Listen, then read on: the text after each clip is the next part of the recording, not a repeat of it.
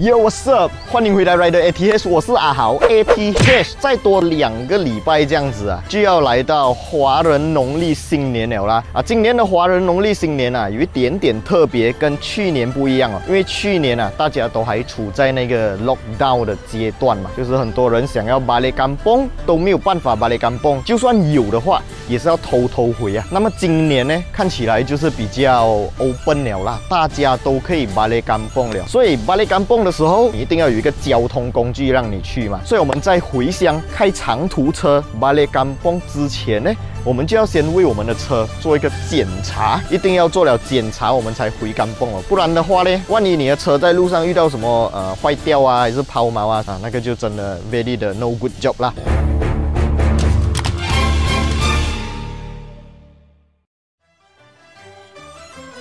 所以今天呢，就用我这辆 Proton Satria Neo 这辆2009年生产的老车啊，来讲这一集影片真的非常适合啦。首先啊，我觉得非常重要的就是我们要检查我们的车的轮胎。车的轮胎，我们不只是要看还有没有花纹哦，还有没有花纹这个真的太重要了。因为很多人他们的车真的只是会驾，然后轮胎是没有照顾的。你要知道你的轮胎的花纹的 condition 是好还是不好嘞？非常的简单。OK， 我们看这个轮胎这边啊，这个轮胎的这个这个叫什么？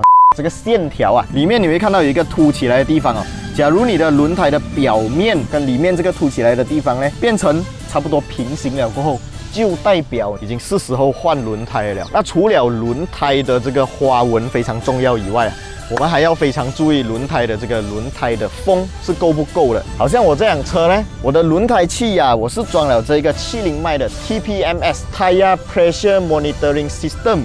只要安装这个 TPMS 呢，我在车里面啊就可以实时监控我这整辆车的4颗轮胎的气压，还有就是轮胎的温度都可以在那边看到显示一个数字哦。所以这一点我个人对这个70迈的 TPMS 系统啊，真的是觉得非常的赞，而且价钱也不会贵。你们可以到我影片下方 description 那边找到它的购买链接，点击进去呢就可以马上查看到价钱了啦。是没有分车款的，什么车款都可以用，好像我这辆10多年的老车都可以安装，回乡驾长途都是一个非常好的存在啦。OK， 第二点balik kampung嘛，有些人喜欢白天开车，有些人喜欢晚上开车。即使不晚上开车的人啊，回到kampung了过后，你们晚上也要出去吃个饭嘛，对不对？我们在回乡之前啊，必须要检查一下你的车灯的灯泡啊，是不是全部都会亮起来，尤其是 signal 灯啊，这个非常重要。还有就是 brake 灯啊，尤其是很多的车的第3盏 brake 灯呢，都很容易烧掉。我不知道为什么，好像我这辆车的第3盏 brake 灯也是有烧掉1颗 LED，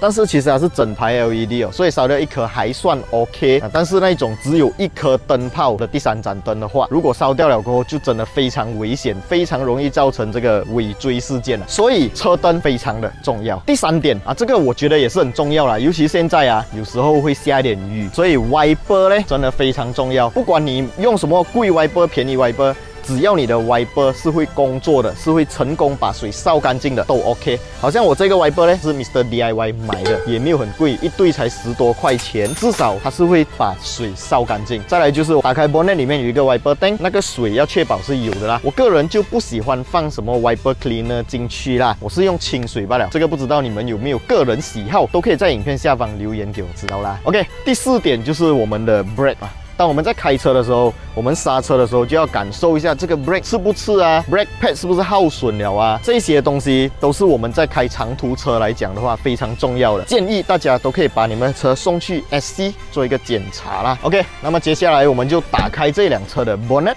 嘿。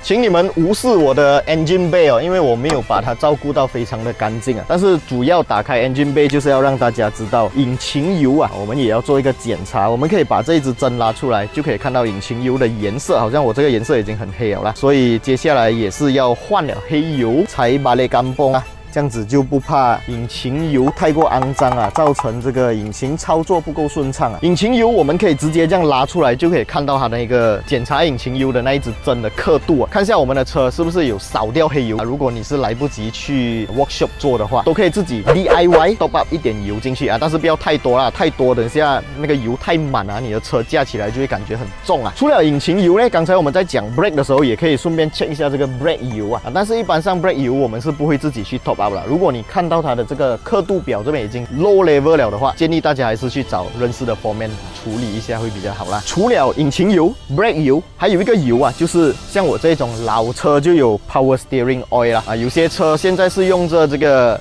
electric power steering 啊，但是我这辆车还是用 hydraulic power steering， 所以我们也是可以用那个 power steering oil 的罐子上面的刻度表啊，来看一下到底这个油是够不够的啊。如果不够的话，也是要快快拿去给认识的 foreman 做了啦。讲到 power steering oil 呢，我们就来讲一下开长途车另外一个非常重要的，就是我们的车的 alignment。如果你的 alignment 是偏的话，那你走直的时候，你的 steering 是摆着一个可能左边还是右边的一个角度，那么长途驾驶下来其实是一个蛮不舒服、蛮累人的一个过程哦。所以 alignment 这个东西也是可以去做到一个调整啊。如果在做 alignment 的时候，顺便做一下轮胎的 balancing 的话，那么在高速行驶呢就没有这样抖啦。因为我看到很多人会在我的 Facebook page 啊，还是我的 YouTube 下面留言问，我的车每次加到80、加到100的时候，就感觉 steering 抖了，是不是 engine mounting 坏啊？一般上都是 balancing 没有做好罢了，而不是 engine mounting 坏。如果是 engine mounting 坏，你在停红绿灯的时候打着 D 档踩着 brake，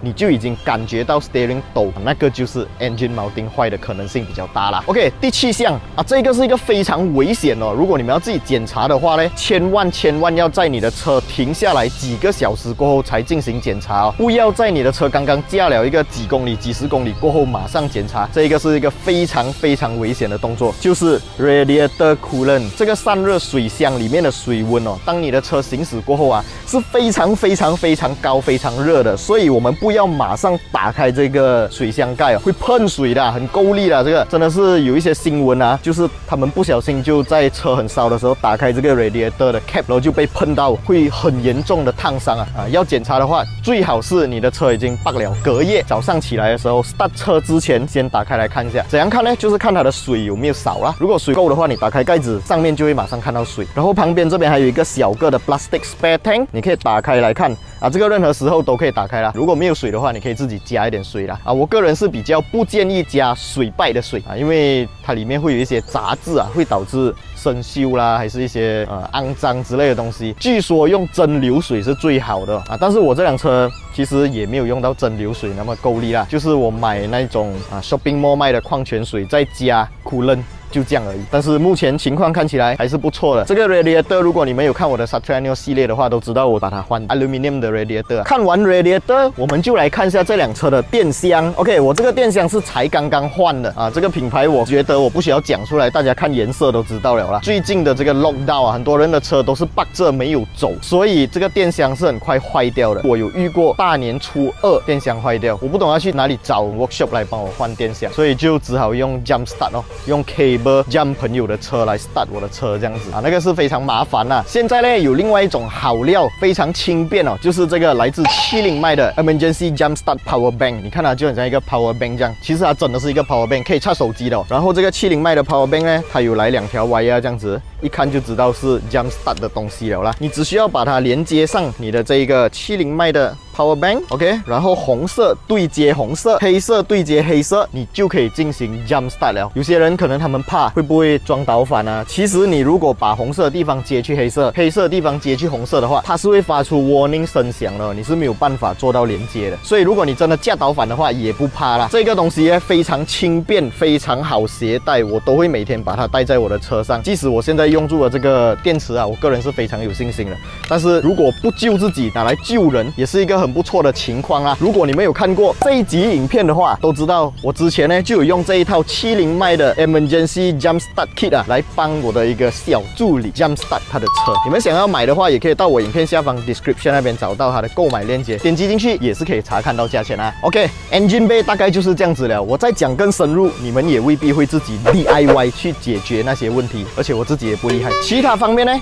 随车工具非常重要，我们来看一下我的随车工具。OK， 其实我的车呢是没有随车工具的啦，个人是比较喜欢简洁，就是干净，什么都没有这样子啦。但是其实这个是一个不好的习惯哦，大家不要学我啊。好像我的车后箱呢，真的什么都没有，连 spare tire 都没有啊。为什么没有 spare tire 呢？之前有一直追看我的 Satriano 系列的朋友都知道，我是觉得这辆车的后箱真的太小了，再放一个 spare tire 我就真的很难再放东西了。那么原本放 spare tire 的位置呢，我就拿来放了这个补胎剂啊，就是万一我的车有遇到爆胎还是什么情况的话，我就先用补胎剂来让我的车的轮胎还可以顶一顶啦。那么有补胎剂，要不要用那个脚车打风这样打轮胎？不可能嘛，打到来天亮了。所以呢，我在我的车后箱也放了一盒这一个非常精致美观的70迈 Emergency Tire Pump。这个 Emergency Tire Pump 呢，它就只是这样一小盒哦，里面呢真的是麻雀虽小，五脏俱全。里面的这些tire pump啊、瓦呀都是完整，可以让你直接用来插在你的车的点烟头，然后打你的车轮胎的风。你的轮胎的风要打几多，都可以直接用这边的这个荧幕，还有这些按钮来做到调整。好像我一般上都是打30 psi， 所以我可以在这边 set 30 psi，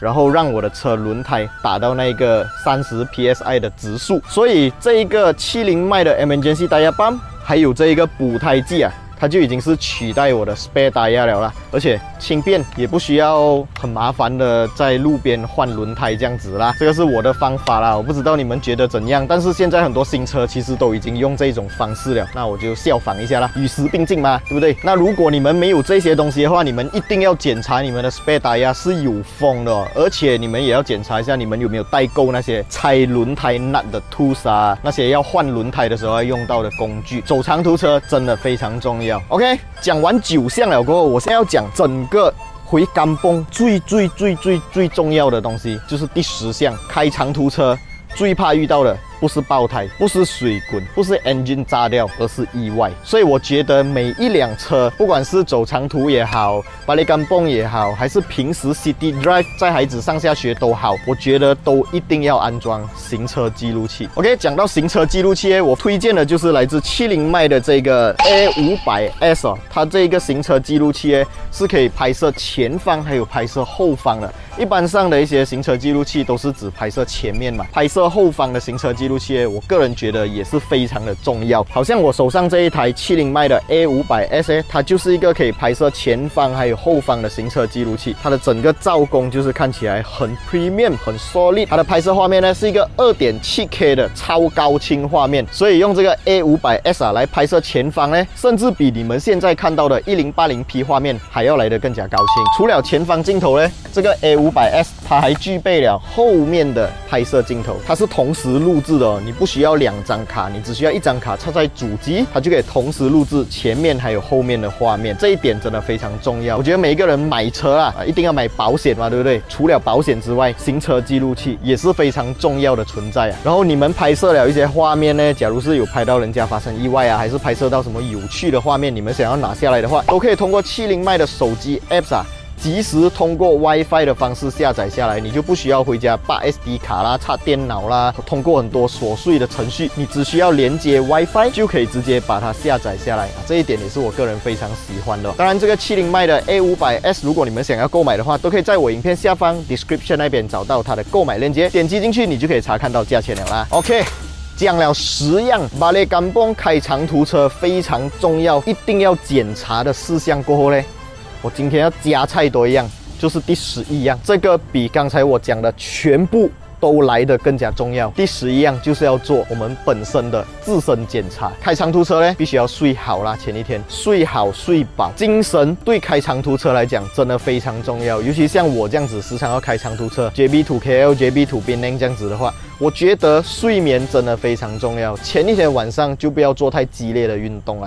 好，今天大概就先跟大家总结了这11项非常重要的开长途车之前要做好的准备啦。如果你们喜欢今天这一集影片的话，一定要把这个影片分享出去，可能你就在无形中拯救了很多人啦。那今天这一集影片大概就先到这里。如果你们喜欢我的影片，也要记得订阅、按赞，还有小铃铛要跟它嘟下去，这样子你就不会错过任何一部非常精彩的影片了啦。在影片结束前呢，也要非常感谢 Cherry Cars 一路以来的合力播出啊。如果你们想要买一些新车、二手车还是 recon 车，可是又拿不定主意的话，你们都可以到 Cherry Cars 的网站上面逛逛一下。OK， 今天这一集就先到这里啦，我们下一集影片再见 ，Goodbye。